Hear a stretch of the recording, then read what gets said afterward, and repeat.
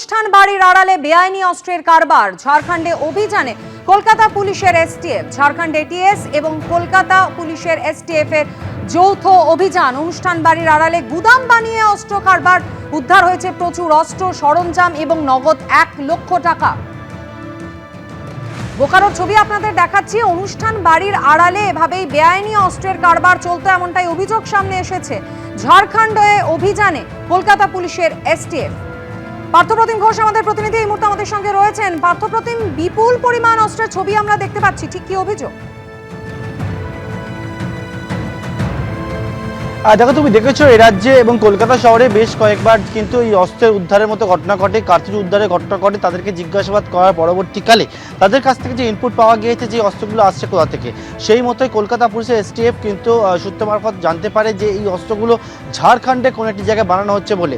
এবং গতকালকে কলকাতা পুলিশের এসটিএফ এবং ঝাড়খণ্ড এটিএস তারা যৌথভাবে একটি জায়গায় অভিযান চালায়, সেটা হচ্ছে বোকারোতে, ঝাড়খণ্ডের। এবং সেই বোকারোতে প্রথমে একটি বাড়ি এবং একটি বিয়ে বাড়ি, এই দুটি জায়গায় তারা একসঙ্গে যৌথভাবে অভিযান চালায়। এবং যে বিয়ে বাড়ি একটি বোকারোতে, সেই বিয়ে বাড়িতে গিয়ে দেখে যে গোয়াটা প্যান্ডেল করে সাজানো অবস্থায় রয়েছে, অনুষ্ঠান বাড়ি, সেখানে অনুষ্ঠান হয়। এবং সেই অনুষ্ঠান বাড়ির আড়ালে সেখানে একটি ওয়্যার হাউস বা গোদাম তৈরি করা হয়েছে। এবং সেই গোডাউনের মধ্যেও কিন্তু একেবারে বাঁশ দিয়ে প্যান্ডেল করা রয়েছে, যাতে দেখলে মনে হয় কোনো অনুষ্ঠানের জন্য ব্যবহার করা হচ্ছে।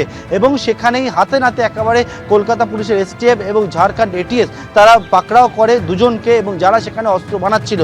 সেখান থেকে বিপুল পরিমাণে অস্ত্র পাওয়া গেছে এবং সেখানে এই অস্ত্র বানানো হচ্ছিল। শুধু অস্ত্র বানানোর জন্য যে যে সরঞ্জাম দরকার, সেই সমস্ত সরঞ্জাম, এছাড়া অর্ধেক তৈরি করা সেমি ফিনিশ এরকম আর্মস উদ্ধার হয়েছে।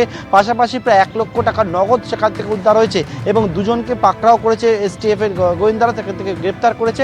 এবং এসটিএফ এর তরফ থেকে, কলকাতা এসটিএফ এর তরফ থেকে যে বিষয় জানা হচ্ছে যে সম্প্রতি এইরকম প্রতিবেশী যে রাজ্যগুলো রয়েছে, সেক্ষেত্রে 3 বছরের মধ্যে প্রায় 18টা জায়গায় তারা এরকম রেইড করেছে, যেটা হচ্ছে যেখানে এই অস্ত্র বানানো হচ্ছিল।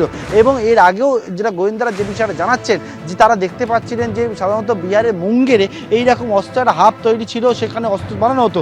কিন্তু সেই জায়গা থেকে কিন্তু যারা অস্ত্র কারবারিরা, তারা তাদের যে স্টাইল অফ অ্যাকশন সেটা চেঞ্জ করেছে। এবং সেই ক্ষেত্রে মুঙ্গেরের কিন্তু এখানে যারা বিহার দুজনকে গ্রেপ্তার করে, তাদের মধ্যে একজন মুঙ্গেরের বাসিন্দা, অপরজন বিহারের অন্য প্রান্তের বাসিন্দা। অর্থাৎ যারা সেখান থেকে অস্ত্রগুলো বানাতো মুঙ্গেরে, তাদেরকে কিন্তু অন্যত্র বিভিন্ন জায়গায় নিয়ে গিয়ে এই রকম অস্ত্র কারবার সেটা কিন্তু করা হচ্ছে, বানানো হচ্ছে। এবং সেই অস্ত্র এই রাজ্য সহ বিভিন্ন জায়গায় পৌঁছে যাচ্ছে।